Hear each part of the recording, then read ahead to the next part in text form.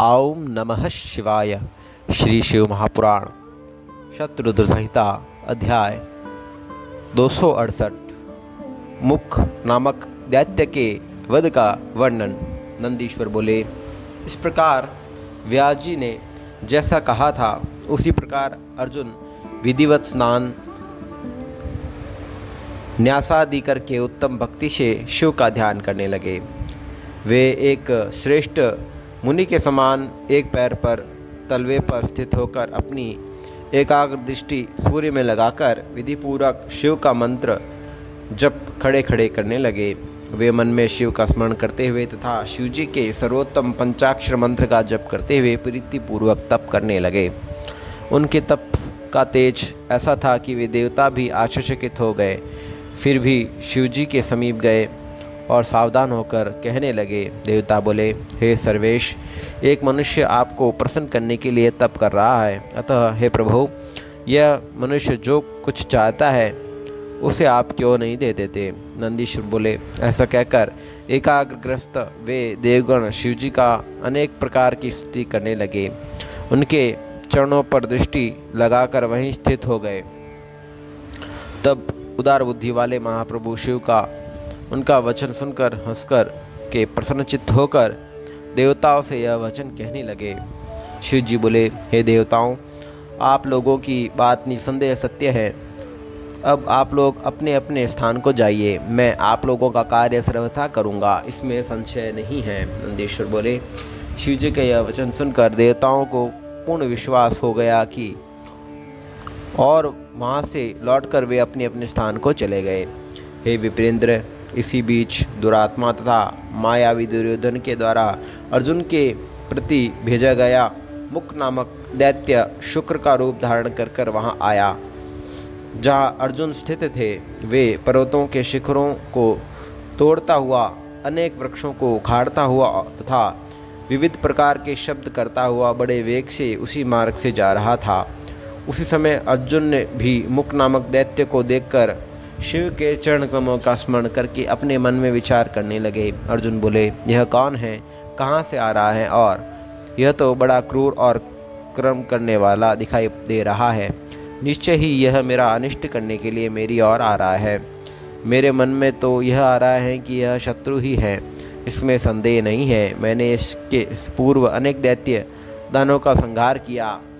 उन्हीं का कोई संबंधी अपना वैर साधने के लिए मेरी ओर आ रहा है, अथवा यह दुर्योधन का कोई हितकारी मित्र है जिसके देखने से अपना मन प्रसन्न हो, वह निश्चय ही हितैषी होता है, और जिसके देखने से मन में व्याकुलता उत्पन्न होती हो वह अवश्य ही शत्रु होता है। सदाचार से कुल का, शरीर से भोजन का, वचन के द्वारा शास्त्र ज्ञान का तथा नेत्र के द्वारा स्नेह का पता लग ही जाता है। आकार, गति, चेष्टा, संभाषण एवं नेत्र तथा मुख से विकार से मनुष्य को अंतःकरण की बात ज्ञात हो जाती है। उज्ज्वल, सरस, टेढ़ा और लाल, ये चार प्रकार के नेत्र कहे गए हैं। विद्वानों ने उनका पृथक पृथक भाव बताया है। मित्र के मिलने पर उज्ज्वल, पुत्र को देखने पर सरस, स्त्री से मिलने पर वक्र तथा शत्रु के देखने पर नेत्र लाल हो जाते हैं, किंतु इसे देखने पर तो मेरी सारी इंद्रियां कुलुषित हो गई हैं। अतः यह अवश्य ही मेरा शत्रु है, इसका वध करना चाहिए, संदेह नहीं है। मेरे गुरु का यह भी कथन था कि हे राजन, तुम दुख देने वाले का सर्वथा वध कर देना, जिसमें विचार नहीं करना चाहिए। निसंदेह इसलिए तो ये आयुध भी है। इस प्रकार का विचार अर्जुन धनुष पर बाण चढ़ाकर खड़े हो गए। इसी बीच अर्जुन की रक्षा के लिए और उनकी भक्ति की परीक्षा करने के लिए भक्तवत्सल भगवान शंकर अपने गणों सहित अत्यंत अद्भुत सुशिक्षित भील का रूप धारण करके उस दैत्य का विनाश करने के लिए शीघ्र ही वहां आ पहुँचे। कच्छ, लाख, काच लगाए हुए, लताओं से अपने केशों को बांधे हुए, शरीर पर श्वेत वर्ण की रेखा अंकित किए हुए, धनुष बाण धारण किए हुए तथा पीठ पर बाणों का तरकस धारण किए हुए वे गणों सहित वहां गए। वे शिवजी भीलराज बने हुए थे। वे शिवजी भील सेना के अधिपति होकर कोलाहल करते हुए निकले। उसी समय शुक्र के गरजने की ध्वनि दसों दिशाओं में सुनाई पड़ी। तब उस वनचारी शुक्र ने घोर घरघश शब्द से अर्जुन व्याकुल हो गए। साथ ही जो पर्वत आदि थे वे सभी उन शब्दों से व्याकुल हो उठे। अहो, यह क्या है? कहीं ये कल्याणकारी शिवजी तो नहीं हैं जो यहाँ पधारे हैं? क्योंकि मैंने ऐसा पूर्व में सुना था। श्री कृष्ण ने मुझे कहा था कि व्यास जी ने भी ऐसा ही कहा था और देवगणों ने भी स्मरण कर यही बात कही थी कि शिवजी ही सभी प्रकार का मंगल करने वाले तथा सुख देने वाले कहे गए हैं। वे मुक्ति देने के कारण मुक्तिदाता कहे गए हैं, इसमें संदेह नहीं है। उनके नाम स्मरण मात्र से निश्चित रूप से मनुष्य का कल्याण होता है। सब प्रकार से इनका भजन करने वाले को स्वप्न में भी दुख नहीं होता। यदि कभी होता है तो उसे कर्मजन्य समझना चाहिए।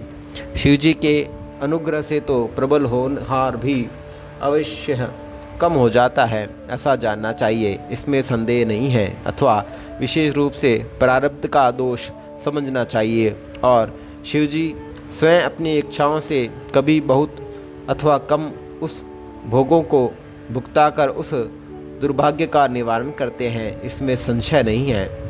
वे विष को अमृत और अमृत को विष बना देते हैं। वे समर्थ हैं, जैसा चाहते हैं वैसा करते हैं।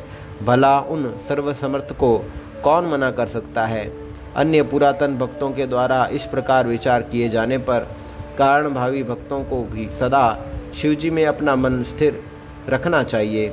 लक्ष्मी रहे या चली जाए, मृत्यु भले ही सन्निकट और समक्ष खड़ी हो, लोग निंदा करें अथवा स्तुति करें, दुख बना रहे या दुख का नाश हो, यह जाए, यह इष्ट अनिष्टात्मक द्वंद्व तो पुण्य तथा पाप के कारण उत्पन्न होता है, उसमें शिव निमित्त नहीं है। वे सर्वथा अपने भक्तों को सुख ही देते हैं। कभी कभी वे अपने भक्तों की परीक्षा करने के लिए उनको दुख भी देते हैं, किंतु दयालु होने के कारण वे अंत में सुख देने वाले ही होते हैं।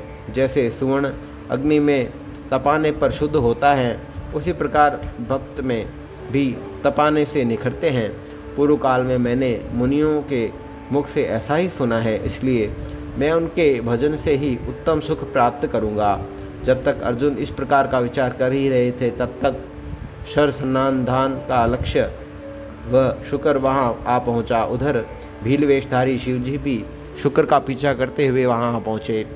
उस समय भी उन दोनों के बीच वह शुक्र अद्भुत शिखर का समान दिखाई पड़ रहा था। अर्जुन ने शिव का महात्म्य कहा था, इसलिए भक्तवत्सल शिव उनकी रक्षा के लिए वहाँ पहुँच गए थे। उसी समय उन दोनों ने बाण चलाया। शिवजी का बाण शुक्र के पूंछ में तथा अर्जुन का बाण मुख में लगा। शिवजी का बाण पूंछ में घुसकर मुख से निकलकर शीघ्र ही पृथ्वी पर विलीन हो गया। अर्जुन का बाण मुख में प्रविष्ट होकर पूंछ से निकलकर पार्श्व भाग में गिर पड़ा। वह शुक्र रूप दैत्य उसी क्षण मरकर पृथ्वी पर गिर पड़ा। देवता परम हर्षित हो गए और पुष्पवृष्टि करने लगे। उन्होंने बार बार प्रणाम कर जय जयकार करते हुए शिवजी की स्तुति की। उन दैत्य के क्रूर रूप को देखकर शिवजी प्रसन्नचित्त हो गए और अर्जुन को भी सुख प्राप्त हुआ।